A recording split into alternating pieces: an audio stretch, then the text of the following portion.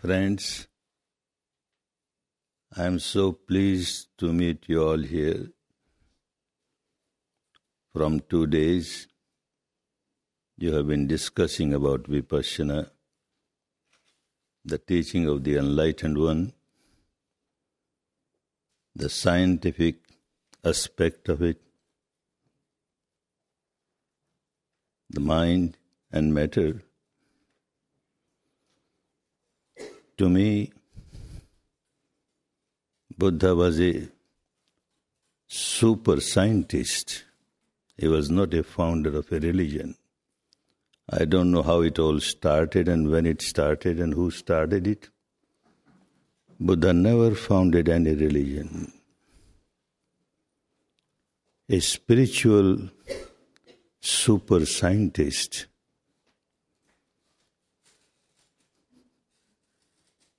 To say his teachings as Buddhism is totally wrong. To call the followers of Buddha as Buddhist, to me, totally wrong. He just taught Dhamma. Dhamma means universal law of nature. And those who understood that and lived according to the law of nature were called Dhammiku, followers of Dhamma. The word Buddhism or Buddhist is not available anywhere in the words of Buddha, in the teaching of Buddha. And not only in the teachings of Buddha, but also in all the commentaries, sub-commentaries, nowhere. I don't know when it started and how it started. To me, it was degradation of Buddha's teaching. When you say Buddhist, when you say Buddhism, it is only for the Buddhists. As Hinduism for Hindus, Christianity for Christians, Islam for Muslims, or Buddhism for Buddhists. Nothing doing. He taught Dhamma, Dhamma for all. Universal teaching. The moment you say Buddhism, it becomes a sect. And in the words of Buddha, if you go through that, he was so very much against casteism, that was difference between man and man in the name of caste, and so also sectarianism, difference between man and man in the name of this sect or that sect. It was so clear. And unfortunately, in his own name, not one but many sects cropped up. Dhamma is the real teaching of Buddha, and that is nothing but science. Science of mind and matter. He discovered certain realities which were not known to the humanity. He discovered, as a scientist discovers, the reality were there. They are today. They were there before Buddha. He discovered. And by discovering those realities, he made use of them for his own liberation. And then out of compassion, infinite compassion, started distributing it to the large number of people so that they understand the reality as it is, the law of nature. One very, very important reality that he discovered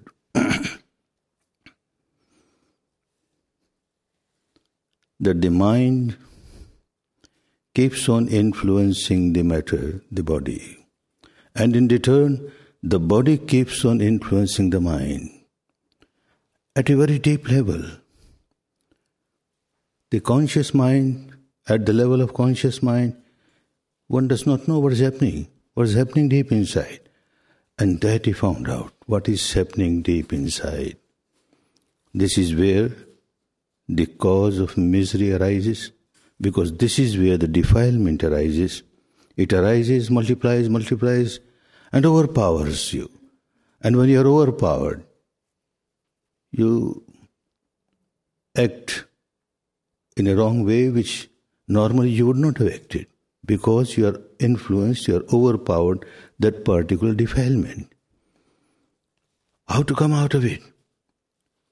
One must go to the root, where this defilement arises: anger, hatred, ego, fear, all defilements which make the mind unbalanced. How to balance the mind? Come out of these defilements, and the mind is again balanced, pure. Mind generates a sensation on the body. A wonderful discovery. Discovery, truth.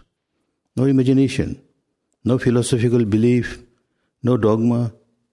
Anything that arises in the mind flows with a sensation on the body. A great discovery. Sabbe Dhamma Vedana Samosarana. Anything that arises in the mind starts flowing with a sensation on the body. And another big discovery, that the mind starts reacting to these body sensations. Another big discovery which was not known before Buddha to the teachers of religion of India of those days. The teaching was there. Then don't react to the sensual objects like a shape or a form or a color or a light when it comes to the eyes. Sound comes to the ear. A smell comes in contact with the nose. Taste comes in contact with the tongue. Something tangible comes in contact with the body, or a thought comes in contact with the mind. Don't react. That was the teaching. Don't react with craving. Don't react with aversion. Otherwise you are harming yourself. That teaching was there. Not Buddha's teaching. But Buddha says no. Because he was a super scientist, he kept on discovering the truth deeper, deeper, deeper. Dividing, dissecting, disintegrating, dissolving the entire physical structure, the mental structure. What is happening? What is happening within the framework of my body? And realized, you are not reacting to any outside object. At the apparent level, yes, it looks. Somebody has said something bad about me, has insulted me, I react with aversion. Somebody has praised me, I react with craving. Wonderful. All that at the apparent level, true, but only at the apparent level. At the deeper level, he found out, as soon as the external object comes in contact with your sense door, there is a sensation in the body. That sensation becomes pleasant if you evaluate that object as good. It becomes unpleasant when you evaluate, oh, bad. And this sensation which has turned as pleasant or unpleasant, then the mind starts reacting. So the mind is reacting to the sensations on the body. With every pleasant sensation, mind starts reacting, craving, clinging. With every unpleasant sensation, mind starts reacting with aversion, hatred. These are at the root level. All other defilements are the product of craving, aversion, which is because of the false ego. One doesn't know what is happening. An imaginary ego, one lives in the life of imaginary ego. What is there? Mere interaction of mind and matter. A great discovery which helped the mankind those days and is now helping in the same way.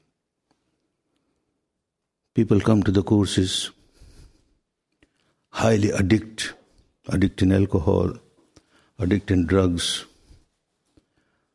Oh, Goenkaji, I have heard in your courses people come out of addiction. Please help me, I want to come out of addiction. Certainly, this technique will help you. But understand, you are not addicted to alcohol. Not at all. It appears to be so. When you take alcohol, a type of sensation starts in your body. And the deeper level of the mind, the so-called unconscious mind, which is not unconscious, starts liking it, wonderful, and starts craving for it. And time and again, urge starts from the deeper level for that sensation, and you take more, and you take again.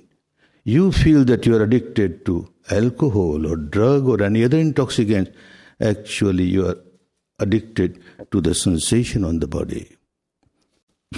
Just observe. Learn how to observe the sensations objectively. Any sensation that comes, you are observing it without reaction. Train. You have to train your mind. No reaction. Just observe. Just this habit pattern starts breaking. One comes out of it. Buddha said, not merely addiction towards this intoxicant or that intoxicants. People remain intoxicated to the defilements. I generate anger. I become miserable. Whenever we generate anger, hatred, ill will, the body sensations, lot of heat, palpitation starts, tension gets built up, misery. I'm creating misery for myself without knowing what's happening inside.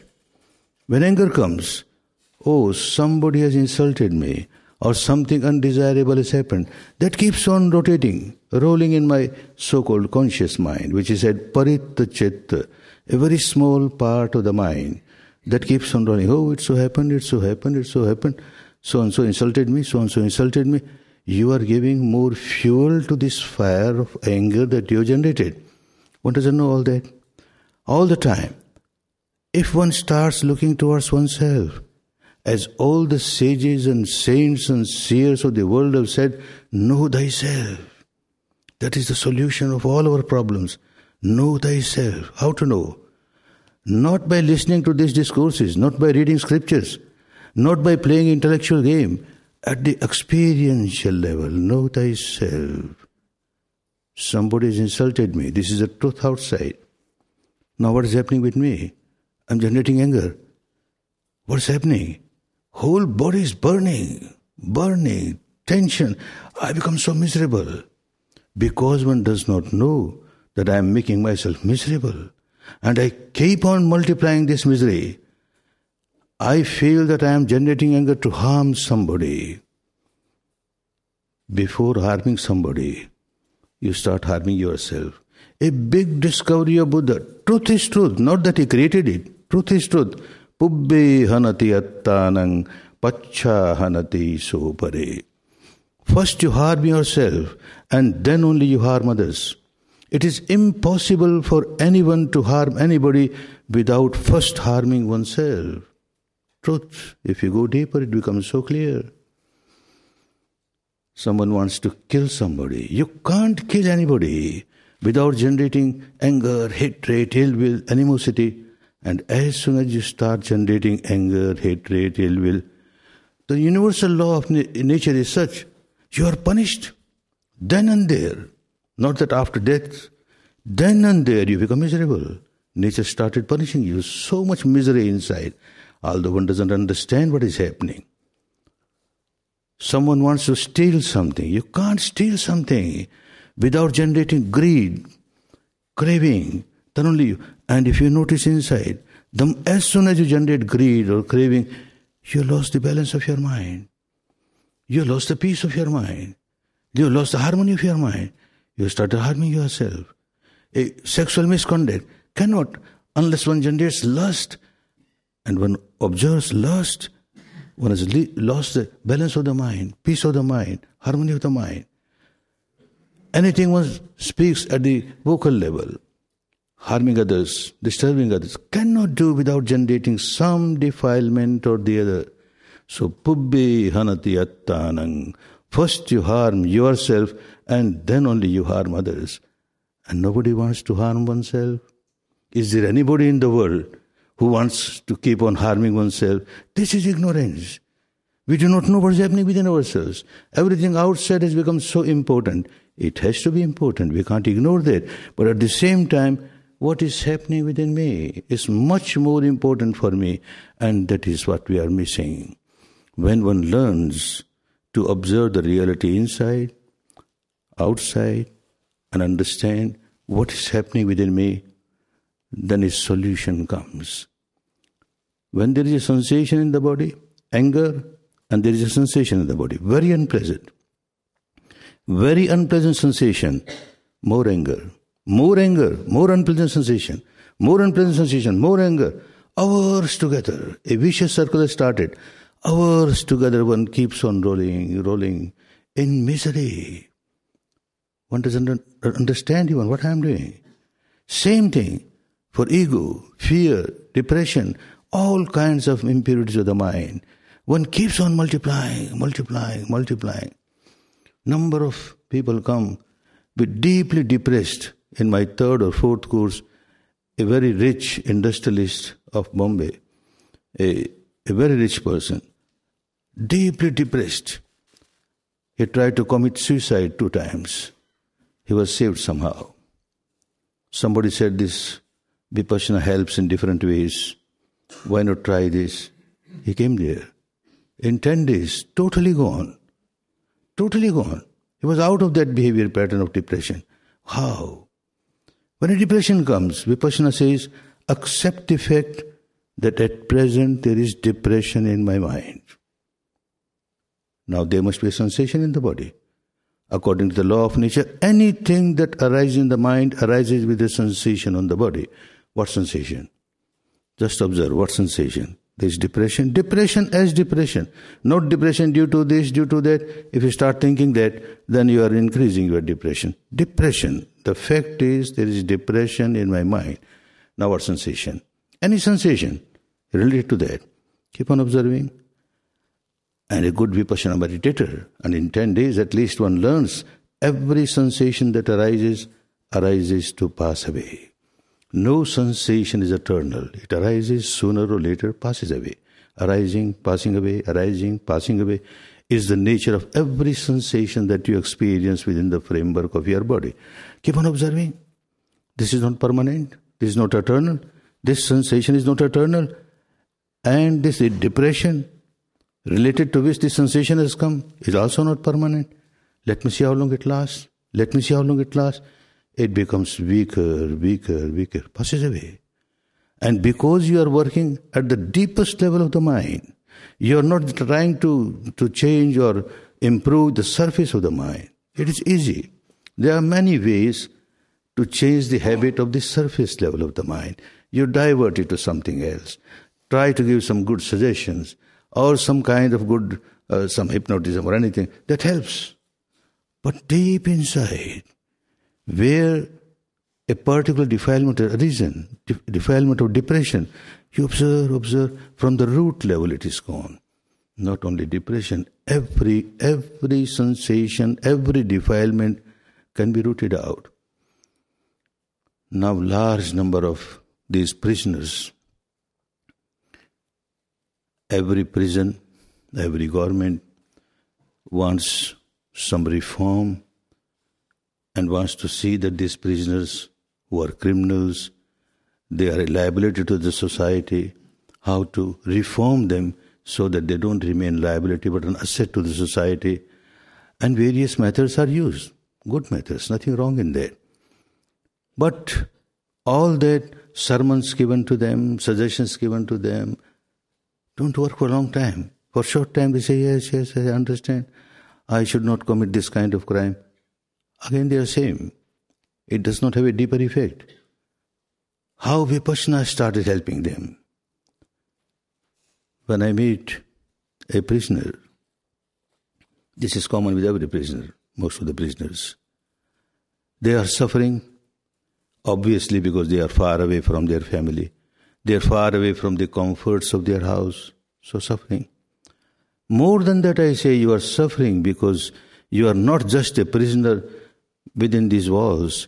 You are a prisoner of unwholesome habit pattern of your mind, and that makes you suffer more. When I teach them Vipassana, I try to tell them, understand what is happening within you. All the time, many of them keep on thinking, when I go out, I will take revenge. So-and-so gave witness against me, I will take revenge. That judge who gave a judgment against me, I will take a revenge. That policeman, I will take a revenge. All the time, anger, hatred, feeling of revenge. They keep on. Observe what is happening. Oh, burning. tension, misery. Nobody wants to live in misery. Look what you're doing. You might kill, who knows, if you make a decision. After 10 years when you're out of the jail, you are killing yourself now. What you're doing. You are killing your peace and harmony now. What you are doing. No sermon. By their own experience they understand, I am harming myself. Look, I am harming myself. The behavior pattern starts changing. By experience, not by sermons. That doesn't help. Help for some time only. Doesn't go to that depth. Now because they are observing sensations, remaining equanimous, even if some criminal thought comes in the mind, a sensation is there. Unpleasant sensation. Oh no, what am I doing? What I am doing? I have started harming myself. Again, they come out of it. Behavior pattern starts changing. Very hard criminals. The jail superintendents of different jails, they come and tell me, this person, we can't believe, within 2, 3, 10-day courses, he's become like a saint. Unbelievable. What happened? No magic, no miracle. This is just a discovery of the enlightened person, a scientist. He found out this is how we become miserable. This is how we can come out of misery. One may be from any community, from any country, of any color, black or white or brown or yellow, makes no difference. Human being is human being. American or a Japanese or a Chinese or an Indian or a Pakistani, no difference. A Christian or a Muslim or a Hindu or a Buddhist, no difference. Human being is human being. It's a science of mind and matter which makes us understand how we become miserable and how we can come out of misery. How the wrong habit pattern, unwholesome habit pattern starts building up and becomes stronger and stronger, and we become slaves of our habit pattern. And how we can break this habit pattern and come out of this slavery. When I teach these prisoners in the jail, I say, don't think that you are the only prisoners within these walls. Everyone outside the wall is also a prisoner. Prisoner of one's own unwholesome behavior pattern. All the time prisoner. One doesn't want to remain in prison. And yet one keeps on making oneself a prisoner day and night. What is one doing? Because one does not know what is happening deep inside, what is happening within myself. And this wonderful discovery of the enlightened person, know thyself. Observe the reality pertaining to yourself, means the reality pertaining to mind and matter. How the mind influences the matter. Something arises in the mind, immediately there is a sensation in the body. And now the mind starts reacting to that body. Mind, matter, a vicious circle. He used the word asava. Asava means a flow. When we go much deeper, not in just 10 days, when people take long courses, deeper courses, everything becomes so clear. What flow? When any impurity arises in the mind, say anger as a reason, or lust as a reason, or fear as a reason, a particular biochemical starts flowing with the stream of the blood. And that particular biochemical is related to this particular defilement of the mind. Therefore, the mind again starts reacting in the same way. Anger, the flow of chemical of anger, will generate more anger, more flow, more anger, more flow. And the word asava is not only flow. The asava means intoxication. You get intoxicated, knowing very well you are suffering. In spite of that, you keep on generating, making yourself miserable. You are intoxicated. You don't understand what I am doing. A wonderful discovery by a great scientist. If we take him in the proper sense, as he taught in a proper way, we get so much help in our life. But we make him a founder of a religion, then of course it has nothing to do. He was not a founder of religion. Then only follower of that particular religion, that particular belief, that particular dogma, that particular rites, rituals, ceremonies, they are only followers of Buddha, which is wrong. And I say, with all my experience that I have, being born in a very staunch, conservative Hindu family, very conservative. For us, Buddhism was taboo. No, Buddha all right. He is incarnation of God Almighty. But his teaching, no. Never follow his teaching, otherwise you go to hell. This was taught to us from the childhood. So, I have studied both. And then I have studied so many people from every religion are coming to the courses. And I have discussion with them. It's not that I have read all the scriptures, but by discussing, I understand. Every religion has a core, a central core, every religion, which is uniform. A central core, wholesome central core, and that is live a moral life. Every religion accepts this, teaches this, live a moral life full of ethics. Have a disciplined, pure mind, full of love, compassion, goodwill. Every religion. And there is an outer shell. And that outer shell differs. This rite, that ritual, this ceremony, this belief, that belief, this dogma, that dogma, which always differs from one religion to the other. If we give all importance to the outer shell, we keep on quarreling. Mine is good, yours is bad. There is no end to it. But all importance, if it is given to this quintessence of all the religions, then one remains happy. There is no quarrel between one religion and the other. Let people be happy with their own rites, rituals, ceremonies, nothing wrong. But at the same time, all importance must be given to this central quintessence of all the religions. And Buddha realized this is the most important thing. So he taught nothing else except live a moral life. And for that, have mastery over your mind. And not only master, purify your mind to the deepest level. Have a very pure mind, full of love, full of compassion. Everybody agrees. People from different traditions come to the courses. Large number of Christians, Muslims, Hindus, Buddhists, Jains, Jewish, all are coming. And their leaders are coming. Like from the Christians, more than 2,000 Christian priests and nuns have participated. And they keep on coming. Every year, 100 or 200, keep on coming. Because they get benefit from it. One of them, a very senior Mother Superior, she says, "You are teaching Christianity in the name of Buddha." I'm teaching Dhamma. I'm teaching Dhamma, which is universal. Same for everybody. People get so very much on the line, they come on the line so easily because they feel it's my religion. Because the quintessence is the same everywhere. Live a moral life. Now which religion will say, don't live a moral life? Live a moral life. Have a pure mind, full of love, full of compassion, full of goodwill, full of tolerance. This is the teaching of every religion. So people are coming. Courses are given in Muslim countries. A large number of Hindus are coming. And not only that, teachers who are trained to teach.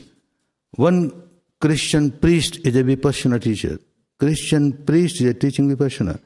A Christian nun is teaching Vipassana.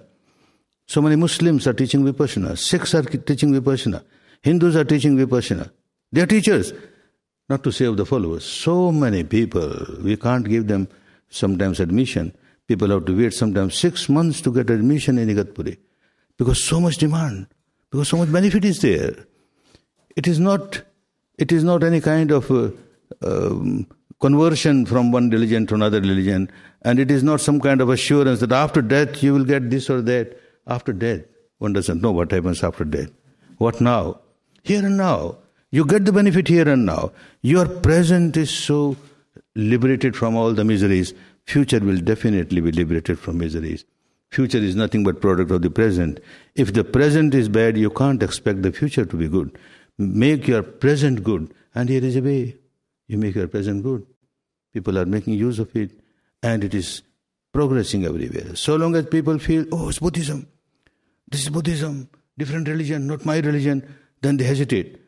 Once they come to know no religion. What religion? It's a way of life. It's an art of living. A code of conduct. How to live peacefully and harmoniously within. And how to generate nothing but peace and harmony for the atmosphere. So that others can also live in peace and harmony. Whenever I generate any negativity in the mind, I am the first victim of that negativity. I become miserable. Not only that, I start throwing that misery on others.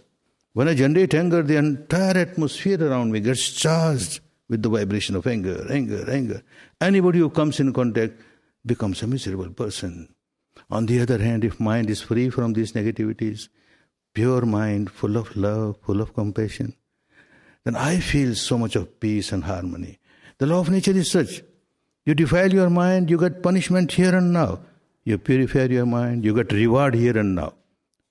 As your mind becomes pure, you get so much of peace, so much of harmony. Reward is there. And then the whole atmosphere around you gets charged with the vibration of love, compassion, goodwill. Anybody who comes in contact feels so happy, so peaceful. This is a way of life, a good way of life. So that is why he was a super scientist, spiritual super scientist. Uplift of our spirituality, belonging to any religion, the spiritual is uplifted. The way of life is uplifted. We live a better life. And then I found that those who are practicing it, their capacity to work increases. Obviously, when the mind is so confused, when a problem comes, this decision, oh no, this decision, oh no. In this confused mind, whatever decision you take, many a times it's a wrong decision. When the mind is calm, quiet, tranquil, transparent, any problem comes, you go to the depth of the problem, get a solution, quick decision, right decision, the capacity to work increases. That was I found in my own case. My industries increased after practicing Vipassana and continuing practicing Vipassana. My business increased. Whatever service I was giving to the society in hospitals, in schools, etc., all increased. Previously, I used to get fatigued after 7 or 8 hours work. Now, after the 10 hours, 12 hours, still so fresh, one feels like working more, capacity increases. So anybody who is in any capacity, any responsibility, finds that this has started helping this person in their day-to-day life. Now, high government officials in India, some governments there, state governments, they are sending their officials, go to Vipassana. They give 14 days leave with pay because they know when they come back, they give better results and the tension is gone. The results are better. Administration is becoming better. Similarly, many CEOs, chief executive officers of many big industries coming to the courses, their capacity to work increases. No conversion from one religion to another religion. Nothing doing. Let a Hindu remain a Hindu, a Muslim, a Christian, a Jewish, makes no difference. Whole technique makes you a good human being. If you are not a good human being, how can you be a good Christian? How can you be a good Muslim? How can you be a good Hindu? A good human being. And that is not merely by understanding the reality at the intellectual level. One has to experience, and changes starts coming. Whether one is a prisoner or out of prison makes no difference. Anyone and everyone has this habit pattern of generating misery, less or more. And that habit pattern is broken, one comes out of misery. May all of you who are here, those who have taken 10-day courses, I would like them to practice every day. You learned a technique now. And this is no magic that you learned a 10-day practice, now you got a certificate. No more unhappiness, no more misery. You are free. Nothing doing. You learned this technique and now you practice every day, morning and evening, and apply it in your life. See how you are behaving in different situations. The behavior that you had before in different situations, is it same or some improvement is there? Keep on examining yourself and keep on improving. And those who are not taken a 10-day course, my request is, give a trial. You won't lose anything. Hundreds of thousands of people who have taken these courses, not a single person has come and told me, I wasted my 10 days. Perhaps they don't want to tell me, but they may go and tell somewhere. No such news and anybody has said anything against this technique for 10 days. You will gain, definitely, you won't lose anything. What you will lose is your misery. You will get only happiness. Come, give 10 days of your life and be happy, be peaceful, live a harmonious life. Good for you, good for everybody.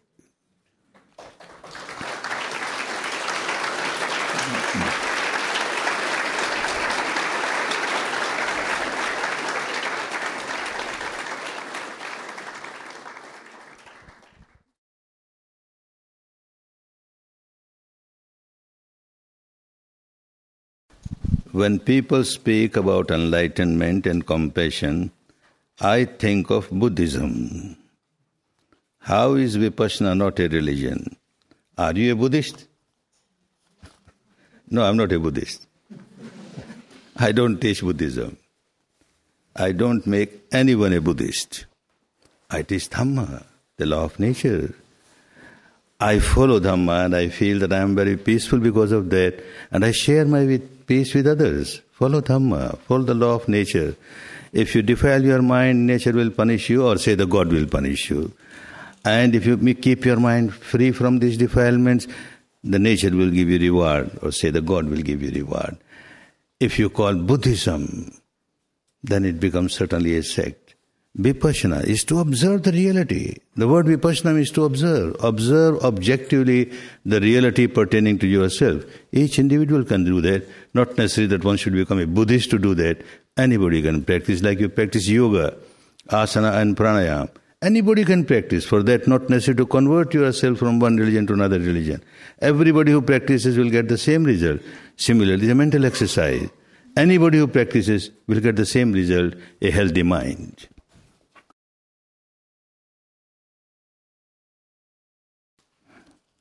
When we practice metta after sitting, should there be a time limit? You live a life of metta, love for everybody. What time limit? This should become your habit pattern all the time. Love, compassion, goodwill, love, compassion. Why time limit?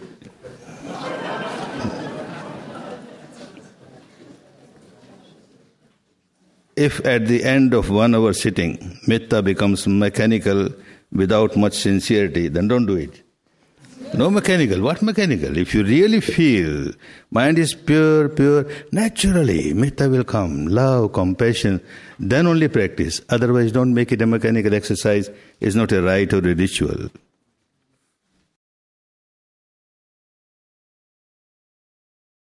My feeling is that you are an anagami. Am I wrong?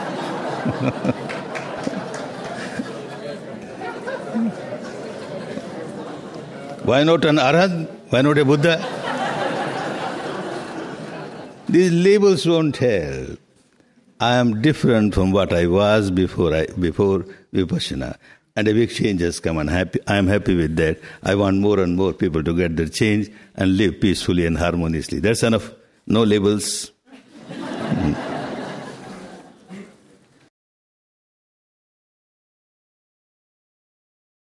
I heard you advise the old students to sit 1 hour morning and night. What are we to do if we have an aversion, busy schedule, or just find it difficult to sit 1 hour in morning and in night? You don't find it difficult to take your meals 2-3 times? You take. You say, I'm very busy. Today no breakfast, no lunch, no dinner. I'm so busy person. Oh, how can I? You have to give food to your body to keep it healthy. You have to give food to your mind also to make it healthy. You don't give food to the mind becomes ill and becomes weak, unhealthy. Oh no, give proper food. This 1 hour exercise of the mind is making the mind healthy. You will always find time.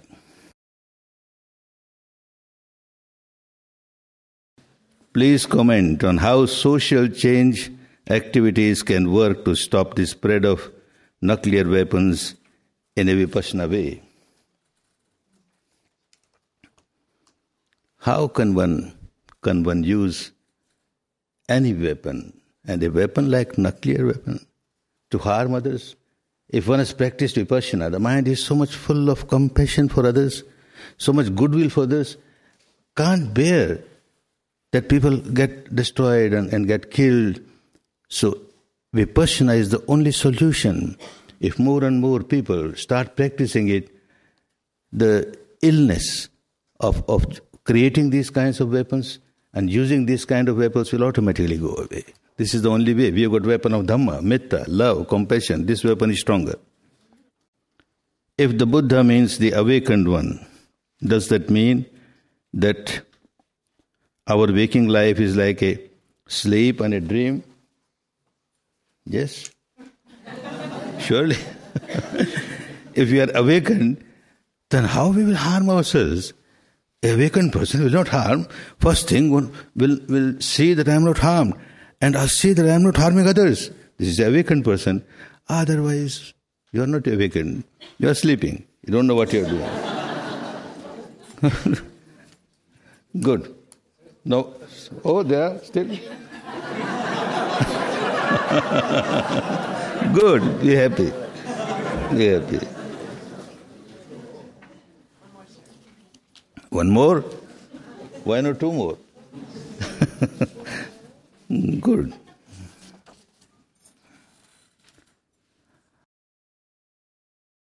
How to develop equanimity? Practice vipassana, you will develop equanimity. Equanimity not towards the outer world only, vicissitudes of the life. One has to learn equanimity. If you are not equanimous deep inside, the equanimity at the surface is very fragile. It will get broken. So with vipassana, you go deep, and everything that you experience, pleasant, unpleasant, you are equanimous. Understanding this will change.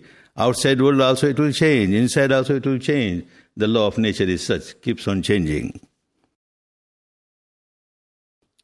I do not sit 2 hours a day, but I practice in my daily life. Is that practice all right? Not very all right, because you don't miss your daily meals. So this meal, daily meal for the mind, is very important. Don't miss it. Please define happiness. If you are free from misery, you are happy. Come out of misery. That is the best thing.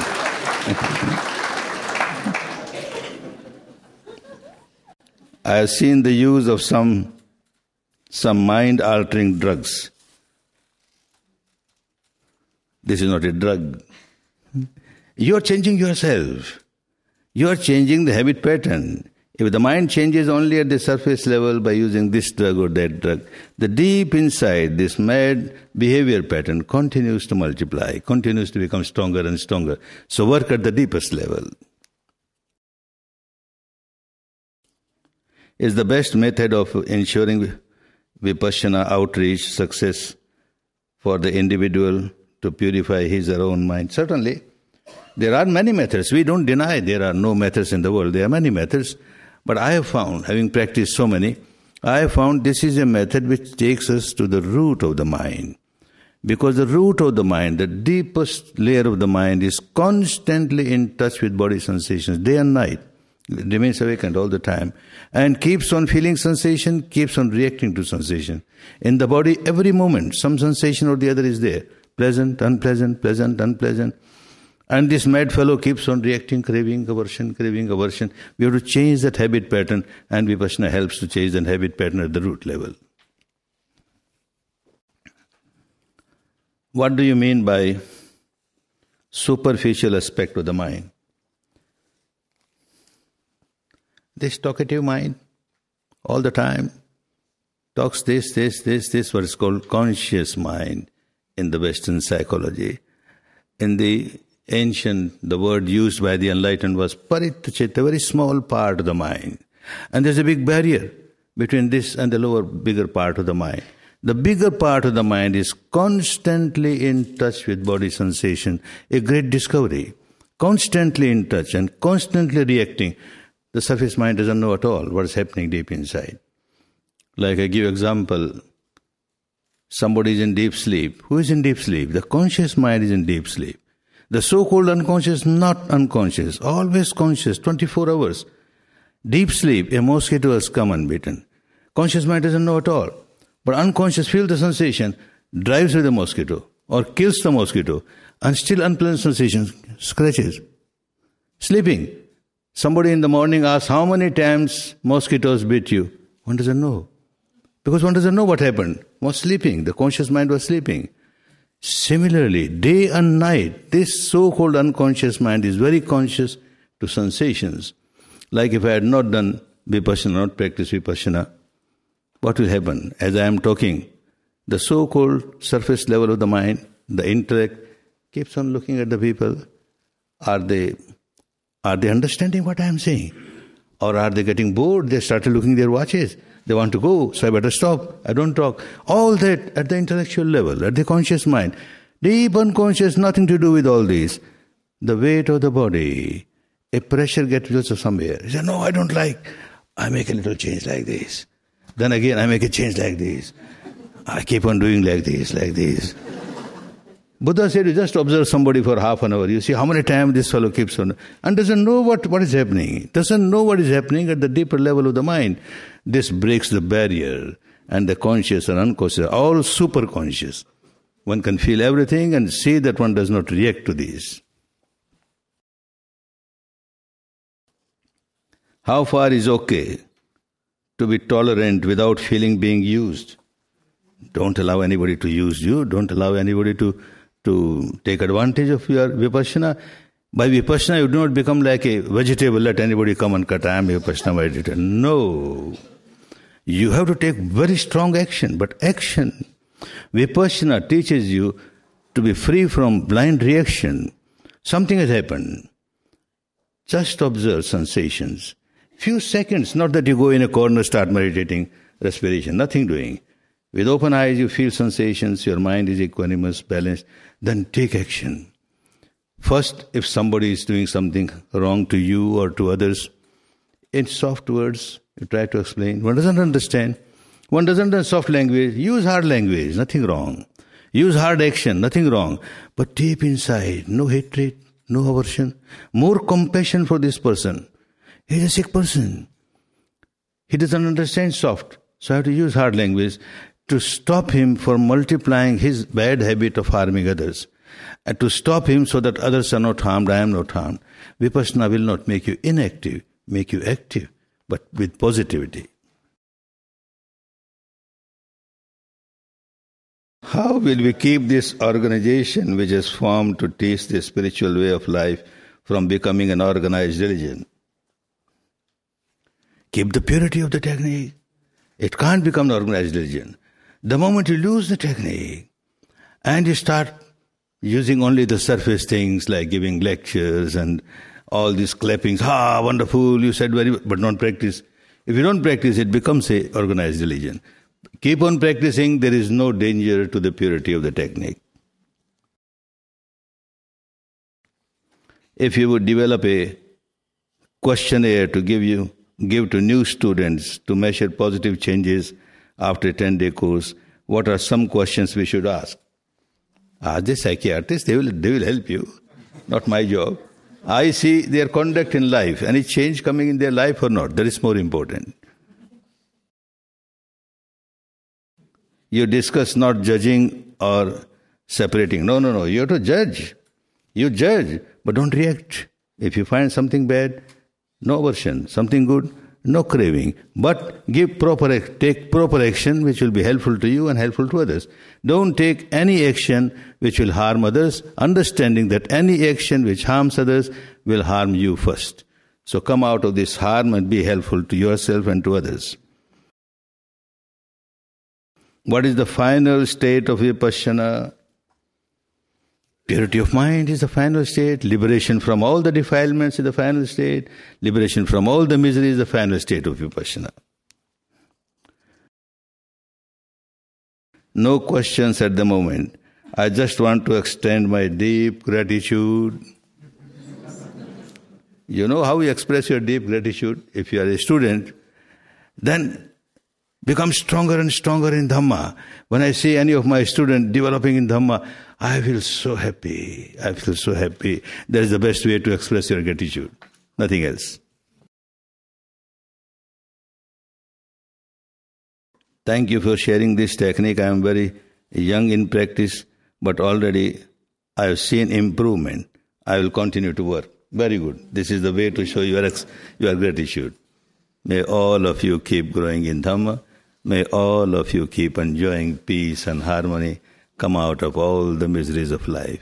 May all of you be happy, be happy, be happy, be happy, be happy, be happy, be happy, be happy, be happy, be happy, be happy, be happy.